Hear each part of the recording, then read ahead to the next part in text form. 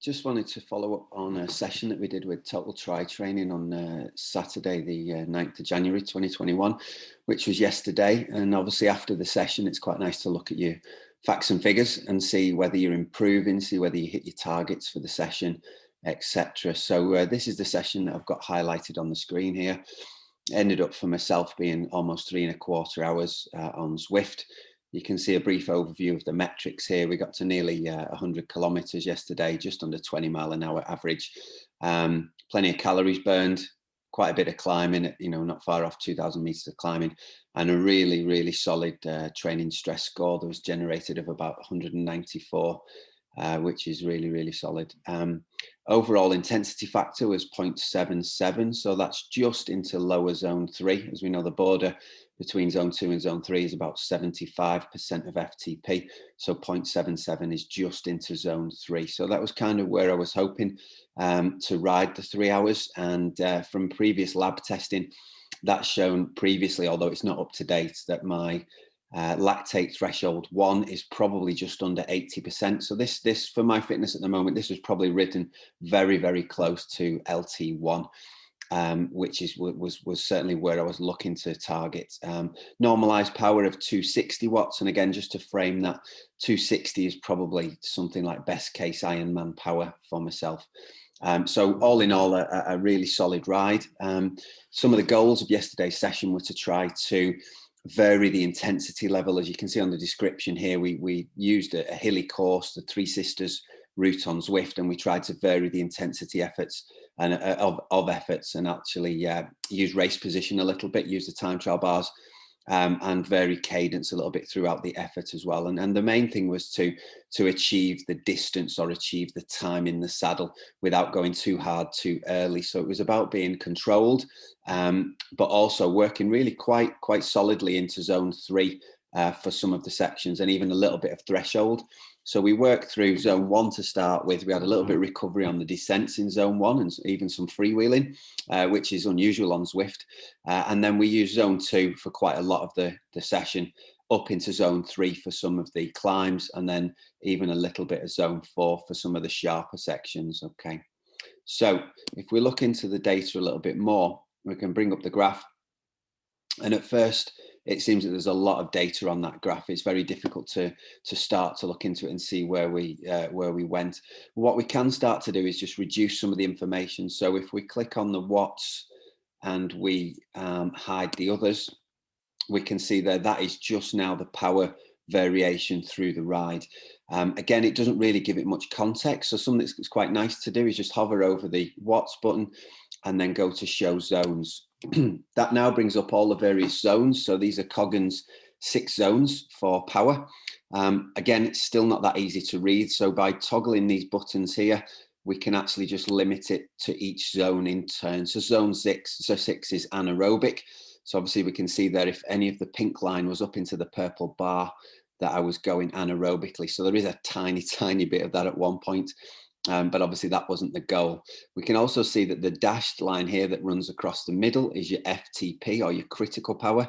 So that's on there for us. And again, this wasn't particularly looking to work at threshold for much of the ride. And luckily you can see just from a glimpse that the majority of the power throughout the ride is below that, apart from the last climb up the volcano here, and a little bit at the top of the KOM on the second time up the KOM.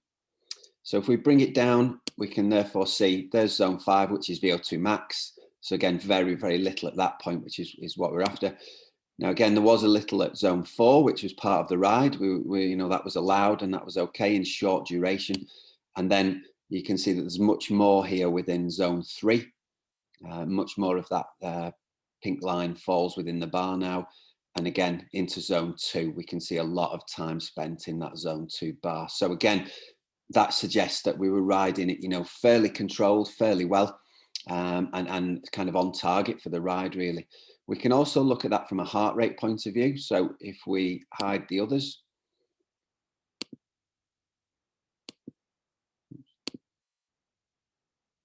we'll show heart rate. Hide the others. Let's get rid of that then. Hide. Oops. Sorry. Hide zones. Hide that. sorry, we'll bring the heart rate back up. Okay, so there's the same for heart rate. What we could also do is, we can still put the course in at the background. So if we want the gradient here, we hover over the meters and go to show that. So we can now see the heart rate versus the course of the Three Sisters. So we had the Watopia wall climb at the beginning, which is the little lump here, and then recurs again here. We've got the epic KOM, and then just from here upwards, we've got the very steep section up to the radio tower, the descent from there, then we've got the volcano, and then we've got that twice, and we finish back at the stop banner here. So this is 2 laps of the Three Sisters circuit. So we can see a heart rate rises up towards the top of the KOM like we would expect, and then drops on the descent with a few little spikes matching these little sections of effort here. And similarly, we can follow that all the way through. But what I think is interesting again is to hover over, put the zones on, and again, just scroll to where we would expect to be. Again, dotted line that we're highlighting now is about threshold. So for me, 162 is round about heart rate threshold for the bike. And you can see that heart rate stays pretty much below threshold the whole way until the last maybe minute or two up to the top of the volcano for the last time. So although power was at threshold for short periods, I was never holding threshold power for long enough to really, really go deeply into threshold heart rate. So again, I think that shows pretty good control for the 3 hours of the ride. If we bring it down again, we're now just below threshold. And again, we've got a little bit of time spent in that zone. Here again, when we dig deep to get up that steep section of the KOM here. So we've got a little bit of time there. Again, a couple of blips to the top of the volcano. We're probably pushed a little bit too hard just to get over the top. And again, here, back up the Watopia wall. And if you remember, if you rode it yesterday, we pushed on for about 3 minutes of threshold work here. So that was a deliberate attempt to go up into threshold. And again, a little bit here on the KOM again, and then a solid threshold block of probably 6-7 minutes. I would expect that is to finish the ride up at the top of the volcano. So that's how to quickly look over your zones here with using the graph. We've obviously got the charts below showing us where heart rate was and the time spent in each of the zones. So that gives you exact sort of figures to how long you're in each of the zones. So that can be useful as well. And then the figures over on the right-hand side, the one that is, it takes a little bit of work to try to understand it and maybe a bit of background reading behind this, but looking at efficiency factor and also the power to heart rate. Now, these two are really useful over longer rides, particularly more steady state rides like this, where there were no real hard and easy intervals during the ride. So efficiency factor is basically for every heartbeat, how many watts do you generate? So a higher number here is generally better. So over the course of this ride, each heartbeat that I was sort of producing was giving me just under 2 watts of power. And obviously that's something that you could monitor, not just for the ride, but that's something if you then repeat this ride in a month or in a couple of months' time, if that number is going up, then you are getting fitter. And that's a really good thing to monitor for these long steady state rides where you're not working at thresholds. You're not going to get many notifications from Training Peaks that you're hitting new personal bests. But under the hood, under the surface, things can be improving. So efficiency factor is one that's worth just keeping an eye on. And related to that is you've got your power to heart rate ratio. And this is often known as decoupling. So what this does is it takes the first half of the ride. So it would have basically taken normalized power versus heart rate for the first half of the ride, which would have been to about there. And if we wait for that, so basically that was saying first half was 248 watts average, and then the average heart rate was 139. And basically then it would take the second part and it would compare the power to the heart rate. And again, if we just hold that now, so the second half was 271, so another sort of 25 watts on top. Heart rate was only up 2 beats though. So basically I was becoming more efficient as the ride went on. So what's typical is for this number here to go above 5%. I think anything below 8% is pretty good. Anything below 5% is ideal. And that shows that when you're power is going up, your heart rate is tracking it. So they're almost staying parallel, really. If they drift apart, so if your heart rate is going up and up for the same power, then you're becoming less efficient. So it's said to be decoupling at that stage. Now, what's interesting is that my figure is actually in the minus. So that's suggesting that the second half of the ride, I was riding actually more efficiently than in the first half of the ride. Now, there could be numerous reasons for that.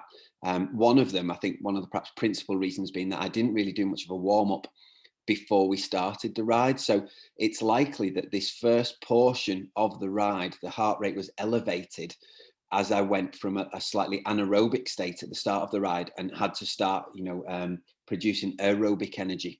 So that could be one of the reasons, is that the heart rate was elevated at the beginning and took a little time to settle into a rhythm. It might also be that for some reason I'm working more efficiently at a slightly higher power output. So in the first half of the ride, which was in the 240s, heart rate was 139. Second half of the ride, heart rate only went up a couple of beats, but actually the power was up 25 watts or so. So there might be something in that as well.